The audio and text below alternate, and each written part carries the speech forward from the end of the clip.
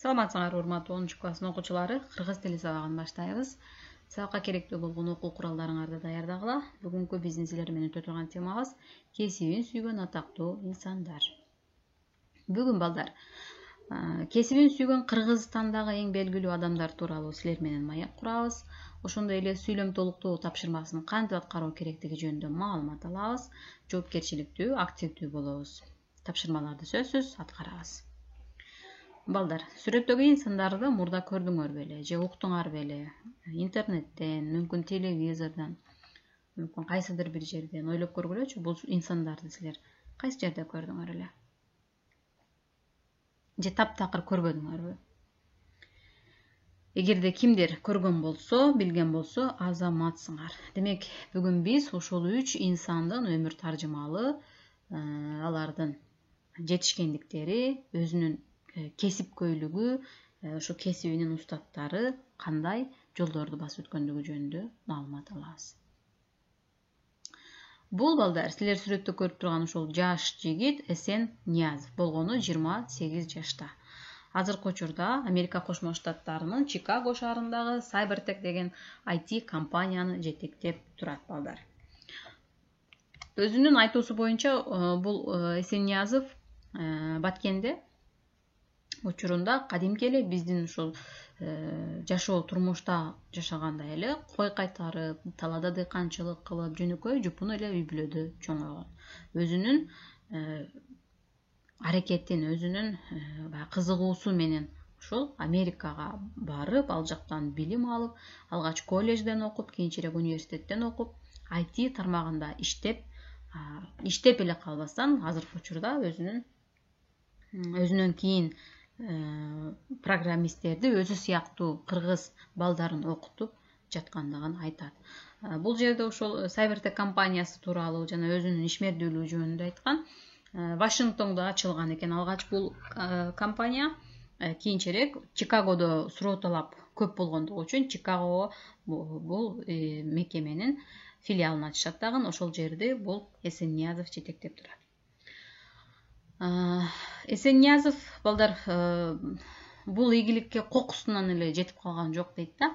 Алгач барганда өзүнүн интервьюларына таянсак, өтө кыйынчылыктарды көргөндүгүн, алгач кара жумушта, жөнөкөй эле кара жумуштарда иштегендигин, балык заводдо иштеп, ошо курсак тойгоозуунун айласында бардык иштерди жасагандыгын, бирок ошол кыйынчылыктарга сынбай, тил үйрөнүп, колледжге окуп, андан ары университетте окуп, ошол ийгиликке өзүнүн күчү аракети менен жетишти да. Бул IT тармагы азыркы күндө дүйнөдө өтө актуалдуу, өтө престиждүү кесиптердин бири болуп атат. Бул кесипке кызыккандар болсо, сөзсүз түрдө өзүңөрдүн мүмкүнчүлүгүңөрдү пайдалангыла деп айтат да Эсенниязов. Кызыккан адам ошол ишти аткарып кете алат. Анткени адам жасаган ишти адам жасай алат. Сөзсүз түрдө аракет кылып көргүлө, мен кыла албаймын деп коркуунун эч кандай кажети жок деп айтат. Коркпой үйрөнүп, ошол өзүңөрдүн мүмкүнчүлүгүңөрдү жумшагыла дейт. Экинчи инсан бул Сабырбек Жумабеков, Кыргызстандагы эң күчтүү, эң таанымал ортопедтердин бири балдар. Врач. Бул кишинин негизги кесиби врач-ортопед. Бул Сабырбек Жумабеков деле жөнөкөй эле айылда өсүп чоңойгон, эл катары 11 бир туугандын эң улуусу болуп, үй бүлөдө бир туугандарына, атасына жардам берген эле жөнөкөй эле айылдык бала. Фрунзеге барып медициналык институтка тапшырат, андан ары ординатураны Украинада окуйт. Кийинчерээк 26 жашында илимдин кандидаты болот, 30 жашында илимдин докторлугун Москвадан жактап келет балдар. Бүгүнкү күндө ошол КМШ масштабындагы СНГда 30 жашында доктор наамын алган жалгыз травматолог ортопед. Демек, бул кишинин адистиги травматолог ортопед. Башкача айтканда, сөөк оорулары боюнча адис. Балдар, Сабырбек Жумабековдун жетишкен ийгиликтеринин баары анын бир тараптан кесипкөйлүгү болсо, ушу карагыла 450ден ашык илимий эмгек, өзү жөн гана мен илимпозмун деп эле калбастан, артынан 35ден ашык илимдин кандидатын даярдады, 6 илимдин докторун чыгарды, илимий ачылыштарды жасады, патенттеди аларды, 150 миңден ашык кишиге операция жасады, миллиондон ашык адамга консультация берди дейт да. Бул дегени анын бир тараптан кесипкөй өзүнүн адистигин мыкты билген инсандыгы, а экинчи тараптан мүнөзүнүн айкөлдүгү, жумшактыгы, бардык барган бейтаптарга жакшы мамиле жасап, аны өзүнүн туура кеңешин, кеп кеңешин берип, керек болсо айрым учурларда акысыз операция жасаган учурлары дагы болгон да бул инсандын. Жумабековдун буттун сөөгүн 31 сантиметрге чейин өстүргөн учуру бар балдар. Ошол Темирбек Бекбоев деген 21 жаштагы баланын бир буту кыска болгондугу үчүн аны экинчи буту менен бирдей элештирип, улам операция, 6 жолу операция жасап, аны өстүргөндө 31 сантиметрге. Муну Гиннестин китебине киргизүү үчүн сунуш жиберилгенде, ал жактан жооп Жумабековду эмес, 6 жолу коркпой операция жасаткан баланын өзүн китепке киргизмей болушкан. Сабырбек Жумабеков балдар Кыргызстанда гана эмес, бир топ өлкөлөргө таанымал сөөк дарыгери. Демек, бул врачтык кесипти тандап алган кимдер болсо, ушул Сабырбек Жумабековдун өмүр жолун, таржымалын бир карап койсоңор, силер үчүн пайдалуу болот. Кийинки инсаныбыз Элмирбек Иманалиев. Бул дагы өзүнүн кесибинин мыкты устаты десек болот. Ал таланттуу, обончу, ырчы, аткаруучу, ошондой эле кыскасы мындай сахна үчүн жаралган инсанда төгөрөгү төп келишкен, өң түс десе өң түс бар, баары жагынан бар инсан. Бирок тилекке каршы үстүбүздөгү жылы бул таланттуу инсандан айрылып калдык, ал каза болуп калды. Токтогулдан болот өзү негизи, таланттардын мекени дегени Токтогул Сатылгановдун мекени болгон Токтогулдук өзү жаш кезинен эле таланттуулугу байкалып, кийин улуттук филармониядагы 2 жылдык студияда окуйт, кийинчерээк институттан билимин жогорулатат.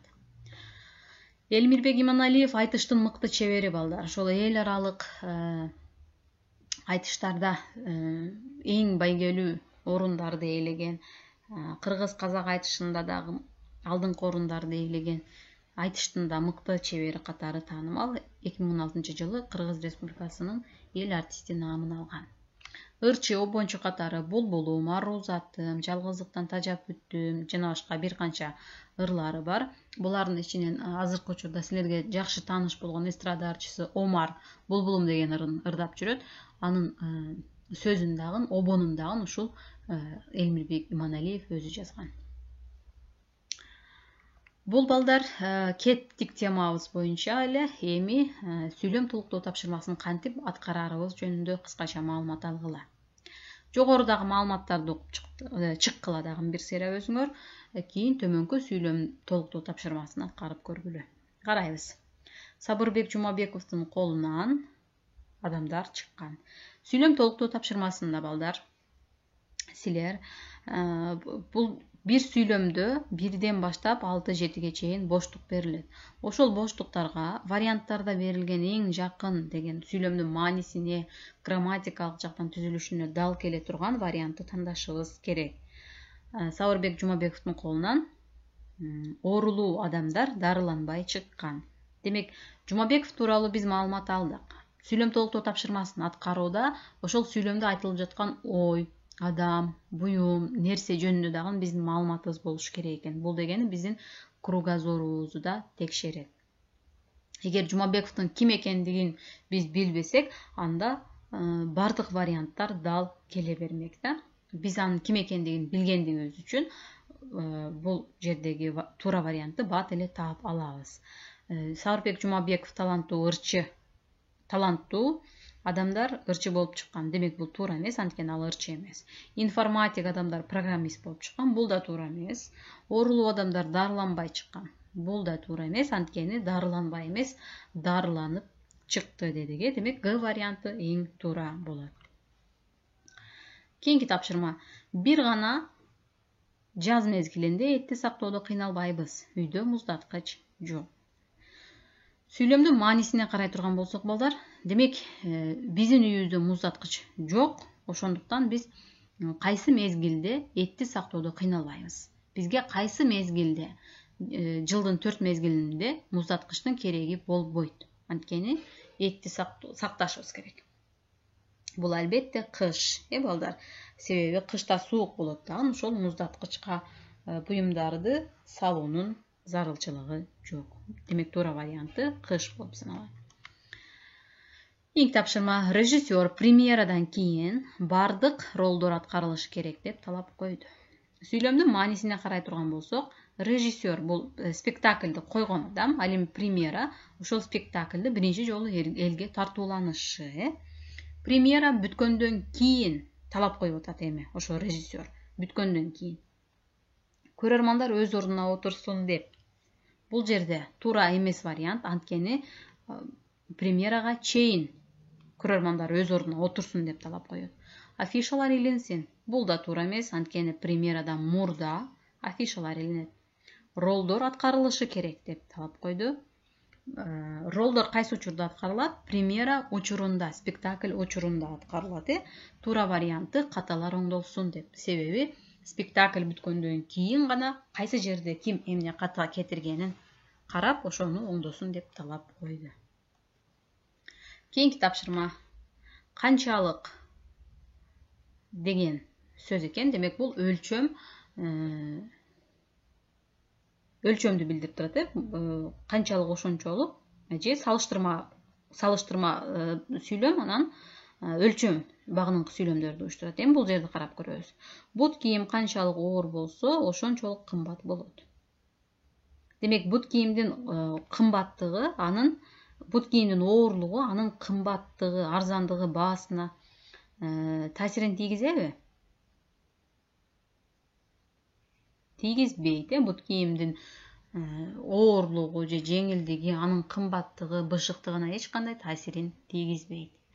Килем канчалык чоң болсо, кооз жана бышык болот.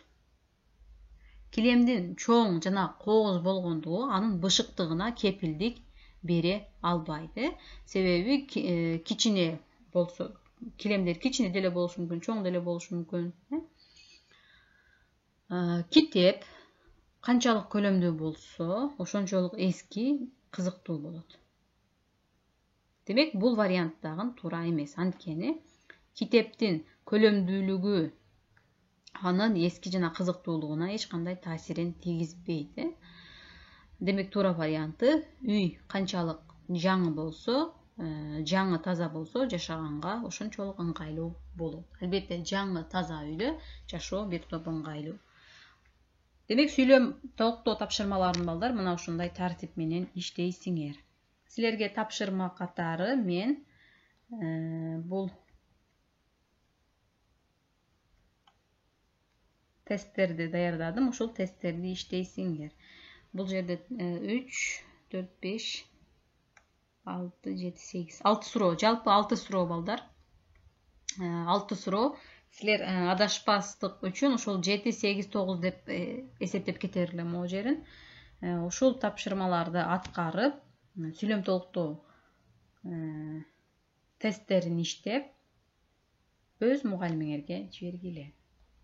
Сабагыбыз соңуна чыкты. Саламатта тургула.